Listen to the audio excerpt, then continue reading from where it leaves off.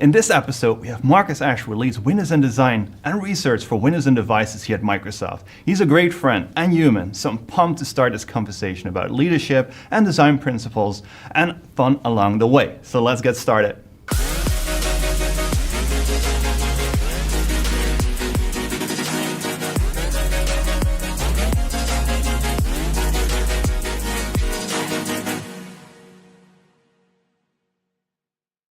Hey, welcome, Marcus. Appreciate it, Christian. Finally, you're on the podcast after preparing for a long time. For sure. Hey, you have family in the Netherlands as well, right? That's true. Yeah, my mother is born and raised in the Netherlands, but she's a Canadian citizen. My father's from Michigan. Yeah, I'm Dutch as well. So great to have you here. And you're a great person. We have been chatting and working together for a while. But before we start jumping into that, I have a couple rapid fire questions prepared for you that you can answer only in 3 seconds. Okay. Are you ready? Okay, I'm ready. Okay. Windows Phone or Surface? Windows Phone. Windows seat or L seat? Oh, Windows seat. What's your favorite sports team? Detroit Lions. Copilot. Oh, actually, you know what? University of Michigan That's Wolverines. Sorry. Michigan fans, don't flame us on It's this. more than 3 seconds. I'm sorry. Copilot plus PCs or cloud PCs? Cloud PCs. Okay. Well, the fun thing is that in the future, you have cloud PCs with Copilot Plus features integrated from That's the cloud. right. So we will meet you in the middle there. Good. I run my cloud PC on my Copilot Plus PC all the time through the Windows apps. That's the best answer, right? Hey, can you introduce yourself a little bit to the audience? Like, how long have you been at Microsoft? What's your role right now? What have been your previous roles and such? Yeah, so I've been at Microsoft 25 years. I currently work on design and research, but prior I did a lot of product and engineering jobs, starting from the early days of taking an embedded operating system and trying to build a product family based on that. Set-top boxes, Sega Dreamcast, other devices that led to time and phone. I spent a bunch of time on Windows Phone. That led to time in Windows. How do you take search and integrate that into Windows so that we could have a great business and also give customers a good experience? And then I took a big pivot and actually spent a few years in Europe, where I ran a development center in Berlin and then in Prague, where we were trying to figure out how to take Microsoft To Do and scale that product. And then during the pandemic, went to work on Microsoft Teams. Yeah, that's pretty cool. And now with even AI file search, like semantic search engines in Windows, it's probably something you have been kind of part of, like the origin, which now moves into a more AI model, which defines the future of Windows search, like in the Copilot Plus PCs, right? Yeah, and it's fascinating to watch the evolution of how search has evolved to be more AI driven. Back when I was working on search, we did a project called Cortana. And I think one of the key limitations at the time was the tech just wasn't ready. Yeah. We had to do a lot of hand programming of these different models and try to figure out what people are going to say. But LLMs have completely changed the perspective that we have on both the utility of these systems, how good they are, as well as all the future potential that's getting baked in. Yeah, it's pretty cool to hear that. And as well, the history, like 25 years, that's really amazing. Like, you're in the Hall of Fame then in Building 33 as well. Right. I think my name at some point gets etched on those little crystals. It might be small because there's not a lot of us that have been here 25 years. But it's remarkable to see Microsoft's evolution from a PC on every desktop, which was sort of the mission when I got here, to this much more ambitious vision around helping everyone realize their potential and what that's meant in terms of how our products have scaled. You know, when I was at Microsoft, when I started in 1999, we really focused on Windows at the center of the company and how do we make different devices and how do we attach different things to Windows. Yeah. Now I think you can see Azure and the cloud and services, and now Windows through Windows 365 is a component and ingredient of what we want to do to really scale Microsoft's influence across these different products. So it's amazing to watch how that's evolved over the last 25 years. Yeah, it's really cool, but it's still, like, Windows is still in the front and center of all these cloud services. So it's still a very important component, just like it was in the beginning, like 25, 30 years ago when we started that mission. So it's still, like, it fascinates me really how we can create a total package end-to-end full stack solution with Windows 365 and 365 together, and as well the core of just Windows working in the cloud, and as well a physical Copilot Plus PC. So you talked on, like, you have been living in Berlin and such. Can you touch a little more on that? Like, what have you been doing there? Was that an engineering product management role or more like an operations specific role? Yeah, so I went to take over a startup that we acquired in 2015. So right when we figured out that Windows Phone wasn't going to be the strategy that we needed to be successful in mobile, Microsoft acquired a bunch of applications. One of them was a German company called Wunderlist, a list-making task tool that was really popular on mobile because they were one of the first companies that figured out how to build a client that scaled across multiple platforms. Very early, they had an iOS, Android, and Windows client. They had a web client. So when I went, it was to help integrate a lot of that tech and that culture into Microsoft. So that was from 2018 to 2020. And we did a great job. We took that Wunderlist consumer ethos and we pivoted to really be an M365 offering. So you had this great experience with consumer tasks. We wanted it to be a great experience for your commercial and business tasks. And then you could blend these two things together in your identity. Then the pandemic happened and my family was in Berlin. We were having a good time. But I decided that I wanted to go help work on Microsoft Teams because we had a ton of customers that just needed help. Overnight, you had businesses, government, schools that really needed a solution for virtual meetings.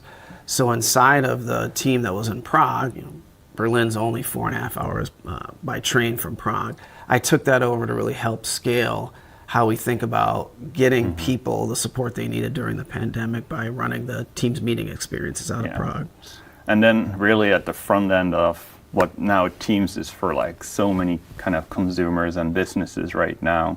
And I think the solution, the startup, has been converted into the to-do list feature, right? Is that correct? That's right. So Wunderlist became Microsoft To Do, and that product lives on as part of our M365 suite. And then Teams meetings, went from tens of millions to hundreds of millions of customers in that time that we scaled it during the pandemic.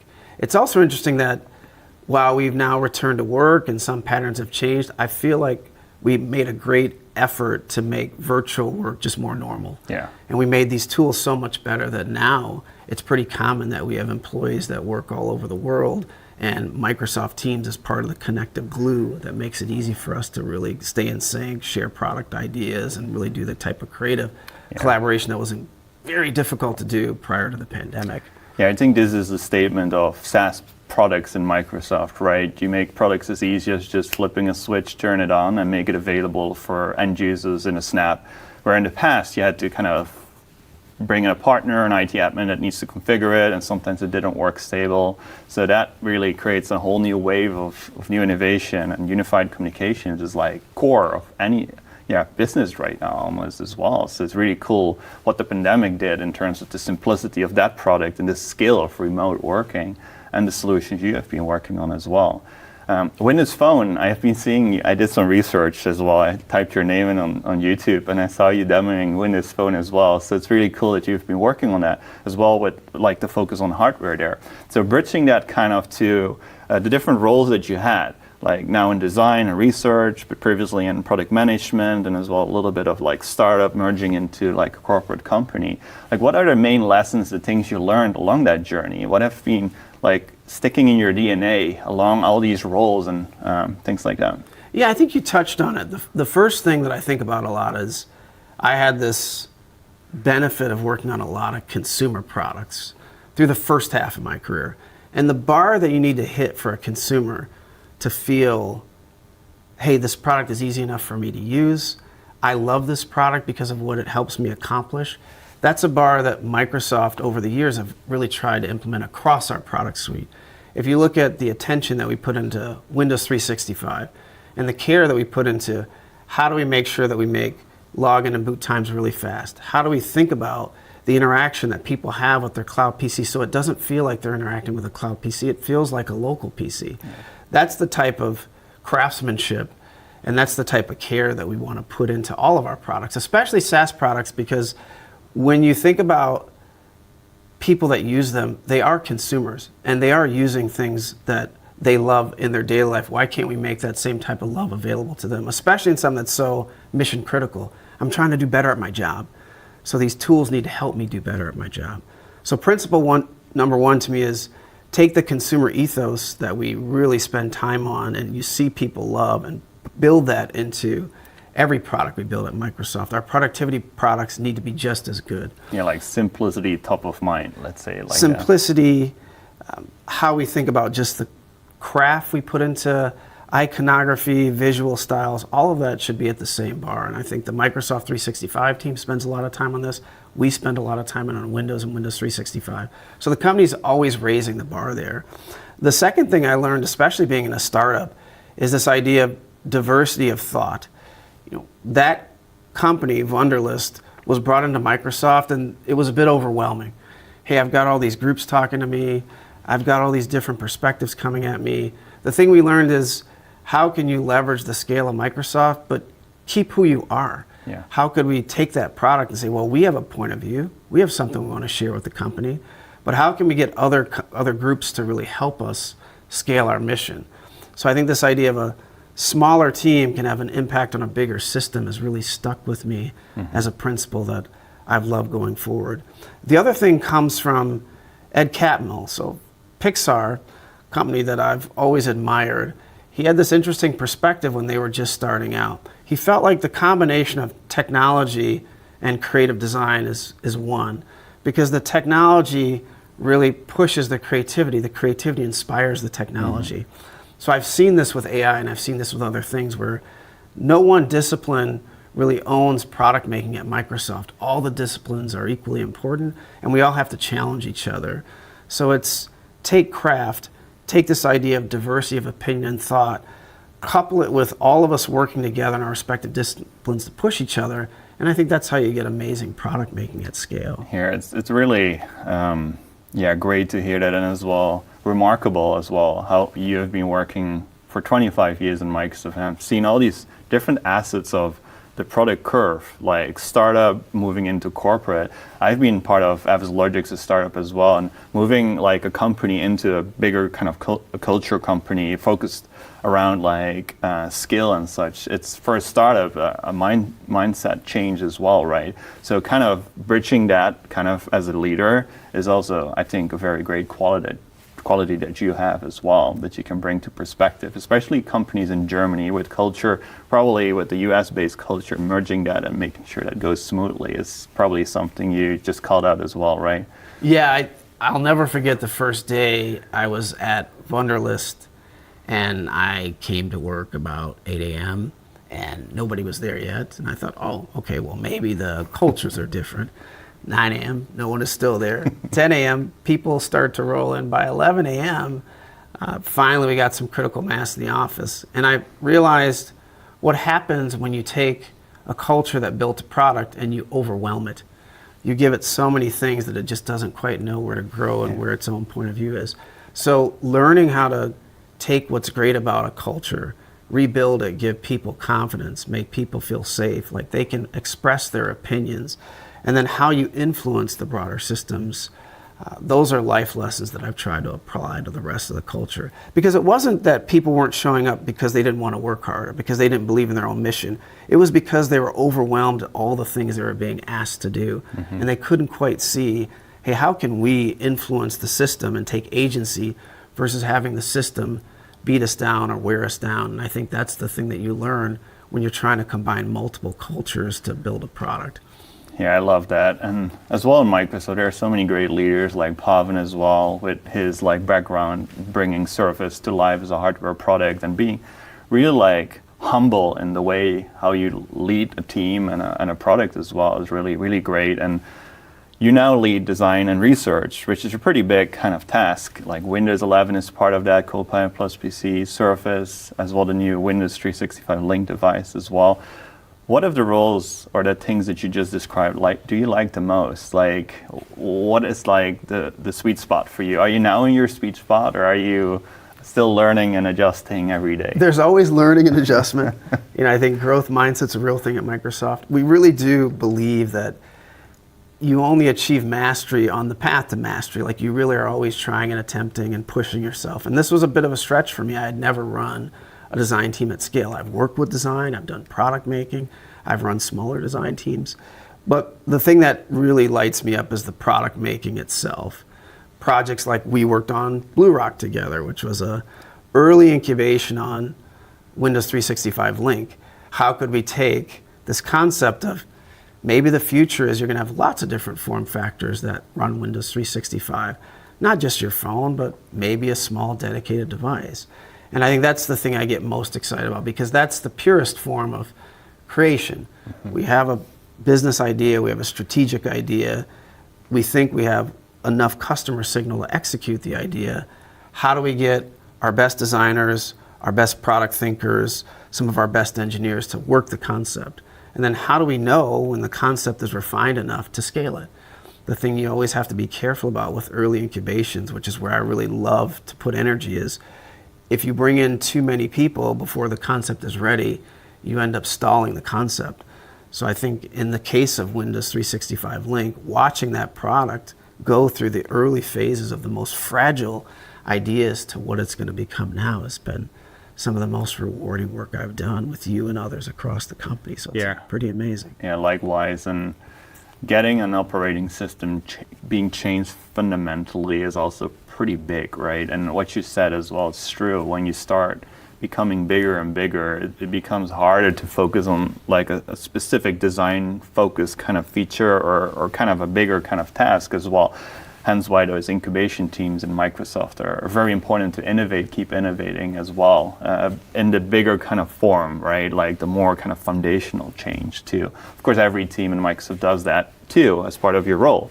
But if you want to go like completely from an operating system, like completely new SKU or kind of virtual edition of Windows, you need to kind of take that approach. And I think your experience with the Berlin startup and moving that in really helped there probably, right? Yeah, it did. It taught me how much you need to protect early ideas, how fragile they are. And it's not because people are bad. It's because when we see something for the first time, especially in the context of a larger system, hey, I've got all these other things to work on. I've got other priorities that I need to think about. How do I figure out what this new incubation thing is? And what I've learned is leaders have to protect it. Leaders have to give it space for it to figure out what its essence is. And then we have to share, like we have to communicate with other groups and other peers about what's going on, what help we need. That way you get the best of both worlds. You get people that can really take the time to incubate an early idea, and you get the broader organizations that you need to support the context that they need to dive in and help you where you need help. And I think projects that we've done like Windows 365 Link, or projects that I've done in the past, like how do we take this wonderless task concept and put it in M365, I really learned how much communication has to happen and how much you have to take agency. You have to believe in the idea and the concept so passionately that you can describe it to others and get them on board your mission, versus expecting the bigger system to just bend or to do the things you need it to do. I found that people like you, people like me that get involved in these early concepts, so much of it's about passionate evangelism. Yeah. And then the right things will tend to happen if you do that. It's very hard to go in a corner and work on it by yourself, but you need that private time to refine the concept, but you also need to get out there and tell people why you're passionate about it and what help you need. Yeah, it's kind of an art a little bit too. Like you need to have the right leadership, like principals or people in front of you as well beneath you. And then it gets the ball rolling. And one of the things I really, what you just said, like, is the passion. Because if you don't have passion on what you're doing, you will give up at some point if it's not moving in the direction you want to, right? Because it takes a long time to build a product, especially in a bigger company. It takes a longer time. And if you're not passionate about it and you think like, I will do it for 2 months and it's not moving, if you're not passionate, you will probably naturally give up, right? For sure. So. One of my favorite quotes from Colin Powell, he's a very senior leader in the U.S. military who eventually went into politics, became our Secretary of State. Optimism is a force multiplier. So you have to maintain a very high degree of realistic optimism. I know the challenges, I know the problems, but I go after them and I really try to solve them. If you don't have that kind of passion or optimism, like you said, your energy will fall. When your energy falls, these incubations, because they're fragile, will tend to shake. Once they shake, they can easily fall over.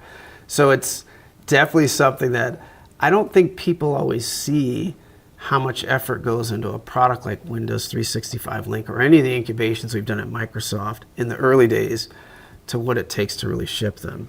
This whole idea of, overnight success is multiple years in the making, I think definitely applies to these kind of projects, because you have to have the tenacity, the passion, the agency to really protect the ideas and then to get inspired by all the problems that come up. Because in a lot of cases, there's no roadmap. There are things that you can pull from other projects, but each of these projects has its own unique set of challenges that you have to be willing to drive through.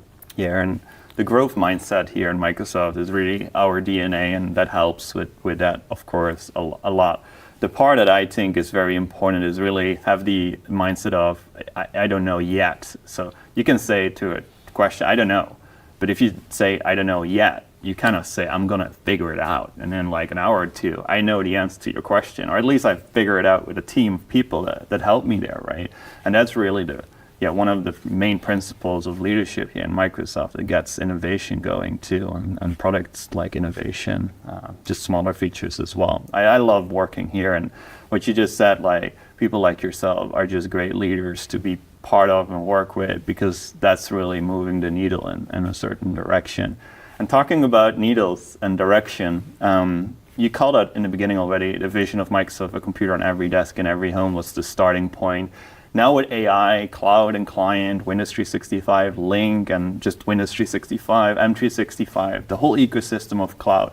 How do you see that like moving forward, bringing it all together, like with a device as well as a cloud PC, one like total solution coming together, but as well with AI defining the way how we use Windows in the future? Yeah, I think a big shift that we're seeing in AI is it's no longer about you finding the right things to say to your computer to get it to do what you need it to do. Now these computers can speak our language. That's both a statement of natural language. I can communicate to Copilot in a very natural way and get things done. But the computer can also even predict things that I might need or that I might want. So I think finally we're starting to see this evolution of, hey, the human interaction model and the interface that we're using to define what it means to talk to a computer will radically change in the next few years. It's already changing. We've definitely seen it with Copilot and the types of things that people can do with it.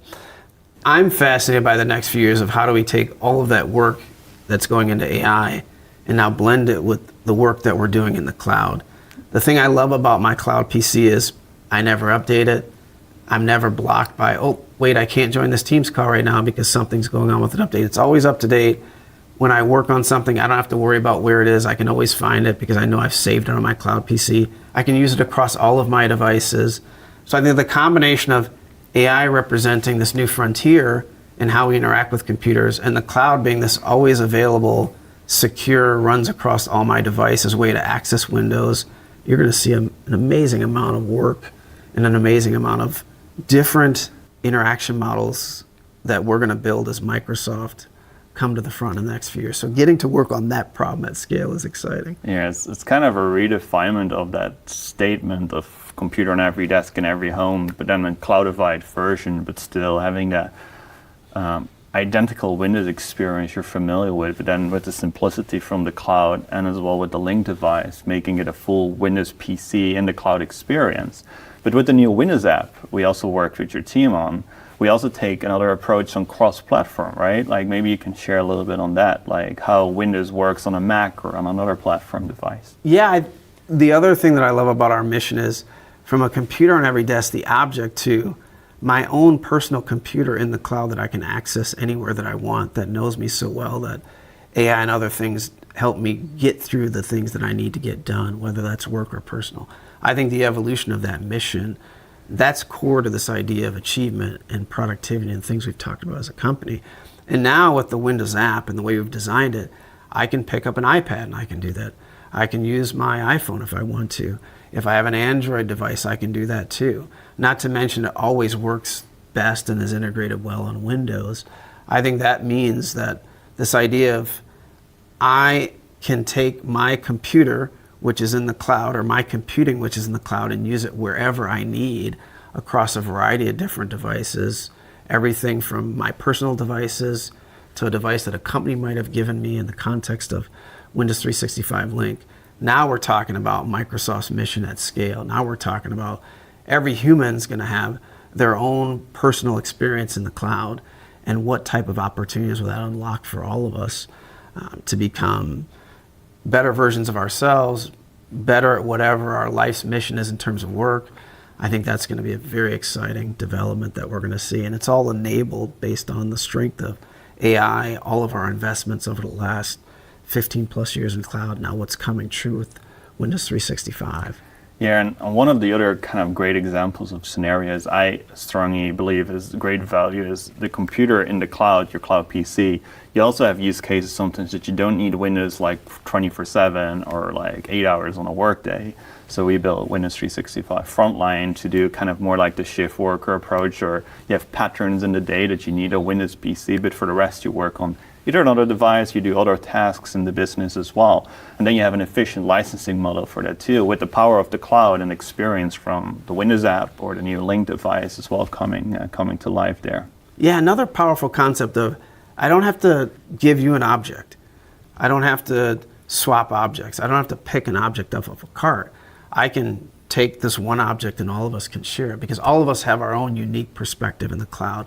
I think that's another, whether it's what we're doing with Frontline, how we think about other things like education in the future, I think it's just going to unlock a ton of new scenarios that's just going to be easier for people. It's much easier for me to just go to a machine, log in, and get all of my information than to have to swap devices around and do other things that end up being a very complicated thing that's a remnant of the past. This is how people used to do switching. Hey, we've got a different perspective as Microsoft because we feel like we can handle a lot of that complexity by the way we design these products to be cloud first. Yeah, no, that's really cool. And maybe wrapping up a little bit, and I love this. I want to keep going for another 60 minutes if we can, but just to make sure that the audience can just wrap it up and concisely learn about this as well.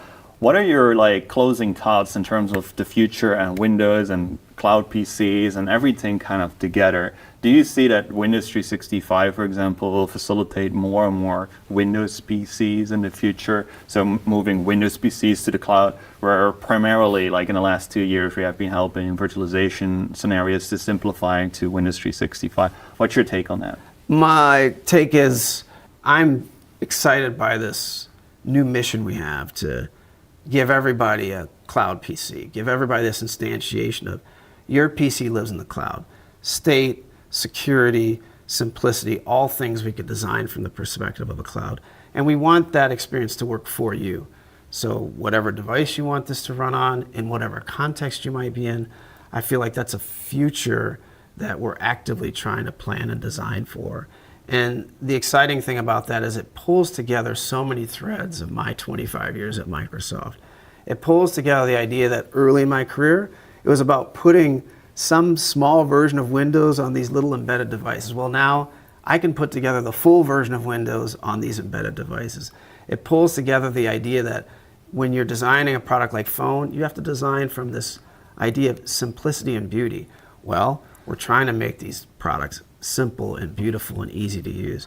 It pulls from the idea of services are just there with you and they're personalized to you. I think a lot of the work that you're going to see us do in AI with the cloud means models will get more personalized, you'll be able to get more things done. So it's so exciting to see a product be the true culmination of what you spent a career trying to make happen, both through your own personal efforts, but mainly through the efforts of just so many amazing people that have worked at Microsoft. So I love the idea that we're really rallying the company around this as our North Star, and this product is going to make some amazing strides in the future. Yeah, it's really cool. Like a Copilot plus PC for maybe more travelers, offline use case, but then a Link device or a future-based device with a Windows 365 cloud PC. We can facilitate any scenario these days. And the cloud is, of course, our new way of connecting to Windows agnostically from any of your platform devices. But I love how our portfolio really helps customers from scenarios in the past as well as unlocks new scenarios for the future, where like some use cases where you only need a couple hours, a cloud PC for are more affordable and more integrated with AI as well coming together. Yeah, another fantastic angle. As a company, we've always believed that we want to make computing available to the masses.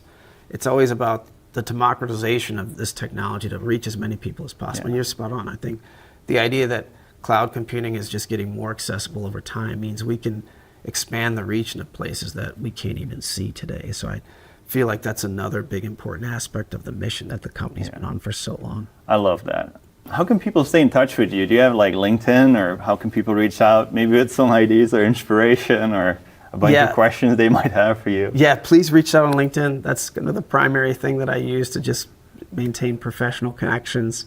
And I'd love to hear any feedback people have about our products, whether it's the Windows app, whether it's what we're doing on Windows, Copilot Plus PCs. My team also runs an expansive research team, so we're always looking for feedback on any of our products so that we can improve. Yeah, it's great. And I have some Dutch sweets for you as well with me. I will not give them right now. My mother will be so proud. She will be so proud of me. Hey, thanks, Marcus, for being here. And thank you for watching this extra Windows in the Cloud episode with Marcus Ashe.